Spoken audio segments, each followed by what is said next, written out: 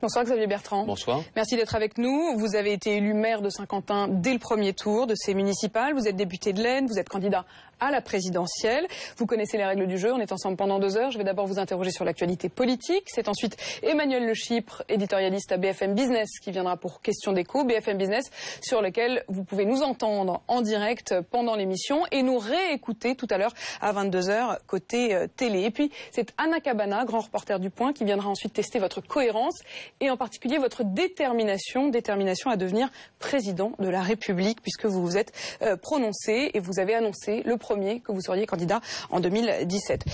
C'est votre première interview depuis 3 mois. 3 mois de silence dans notre temps médiatique, c'est long. Pourquoi est-ce que vous vous êtes tu? Parce que c'était plus confortable dans cette période-là? Non, c'est parce que je crois que j'en avais besoin. Besoin de prendre un peu de distance, un peu de recul par rapport à la vie parisienne, par rapport à la vie médiatique.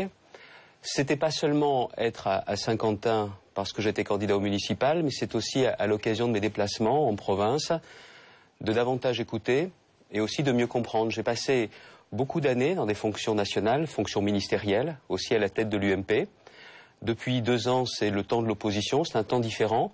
Et j'avais vraiment le sentiment que pour pouvoir me porter candidat à la présidentielle, je l'annonçais, mais pour bien comprendre ce qui se passe dans la tête des Français, leurs besoins, il fallait aussi prendre de la distance par rapport à tout ce tumulte médiatique. Et dans la tête des Français, justement, si vous avez pris le temps effectivement d'être auprès d'eux, est-ce que vous avez le sentiment que c'est votre victoire, la victoire de la droite? Est-ce que c'est la vague bleue dont on a parlé, même si elle a été vite évincée par la reprise en main de la gauche, mais est-ce qu'il y a eu une vague bleue? Elle a été évincée médiatiquement. La réalité, c'est qu'il y a des centaines et des centaines de maires, candidats de l'UMP ou de nos amis de l'UDI, qui ont gagné ces élections municipales. Et ça a été une volonté très claire de la part des Français, comme ça a été une volonté très claire de la part des Français qui avaient voté François Hollande de le sanctionner.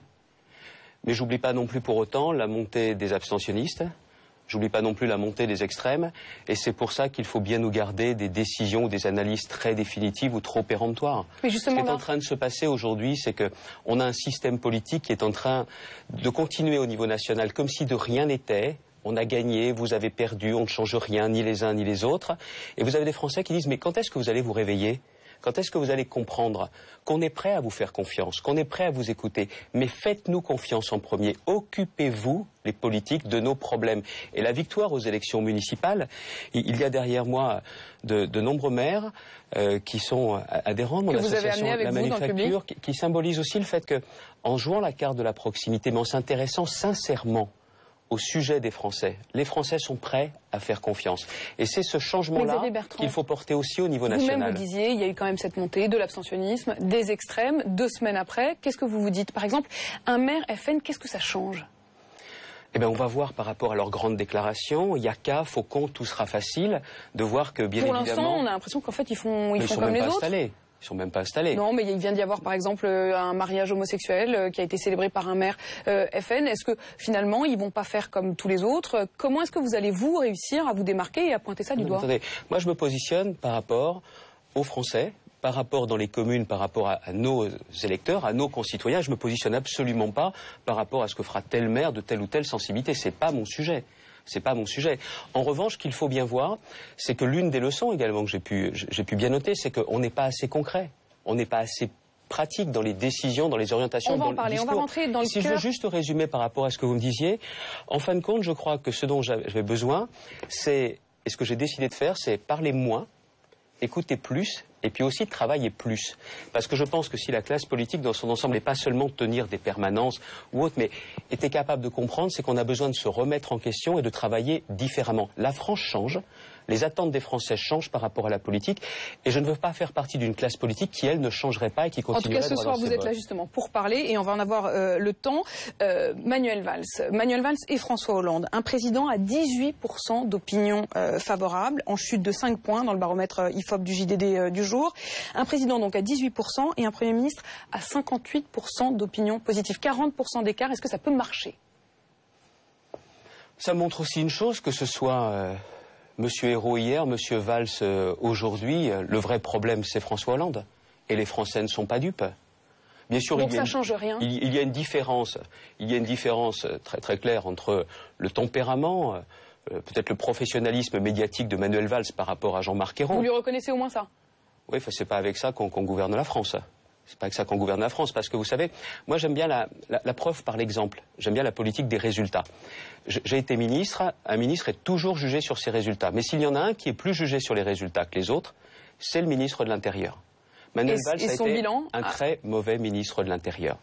La montée de la délinquance, l'explosion des cambriolages, le déni de réalité, il a été dans cette logique-là, et donc en matière de résultats, de lutte contre l'insécurité, ces résultats étaient très mauvais. Il a été un très mauvais ministre de l'Intérieur, oui. Vous dites, ça veut dire qu'il sera un très mauvais Premier ministre? Écoutez, le mauvais bilan de Manuel Valls au ministère de l'Intérieur ne plaide pas pour qu'on lui fasse confiance a priori en tant que Premier ministre, parce que les résultats, ça compte. Dans ce que j'ai compris aussi, c'est que les Français peuvent reconnaître que quelqu'un sait bien faire des discours, passe peut-être bien la télé, mais la question c'est, est-ce que vous aurez des résultats, oui ou non? Ça fait une trentaine d'années que les dirigeants politiques, droite et gauche, vous n'avez pas les résultats. Sortez-nous de nos difficultés, trouvez des solutions. À Matignon, de fait, il y est que depuis 2 semaines, donc il ne peut pas avoir de résultats. La seule chose qu'on a pu voir de lui pour l'instant, c'est son discours. Est-ce que son discours de politique générale, d'après vous, il y a quand même certains points que vous appréciez, sur lesquels vous dites, bah oui, là-dessus, c'est plutôt une bonne chose, j'applaudis? Mais je vous l'ai dit, le sujet, qui est-ce qui dirige, qui est-ce qui l'a nommé? C'est François Hollande. Le problème principal de la France aujourd'hui, c'est François Hollande. Manuel Valls, c'est quoi? C'est juste un jeton? C'est juste un élément du décor? Qui a été élu par les Français en 2012? C'est François Hollande. C'est lui qui est là. Et si on veut vraiment redresser notre pays, ça passera par le changement de président de la République. Okay. Il n'y a que cela qui peut jouer. Ça, c'est dans 3 ans. On a bien compris, et on y reviendra tout à l'heure avec Anna Cabana, que vous êtes candidat. Pour l'instant, quand même, ce discours de mardi, il y a quand même 1 ou 2 points où vous vous dites « Ok, j'accepte ». Le discours sur la République. Le discours sur la République, évidemment. Ça, c'est transcendant, quoi. C'est ni droite ni gauche. Mais c'est important aussi de le rappeler. J'ai aussi apprécié l'hommage à nos forces armées. Parce que là aussi, vous allez pouvoir dire que c'est transcendant, mais c'est important. J'aimerais donc aussi qu'après, on passe dans les faits, aux résultats. C'est-à-dire qu'on ne sacrifie pas notre outil de défense dans les années qui viennent. J'aime bien la cohérence entre les discours et les actes. On verra effectivement mais là aussi, sur ce point, j'ai apprécié cette partie. J'ai même aussi applaudi.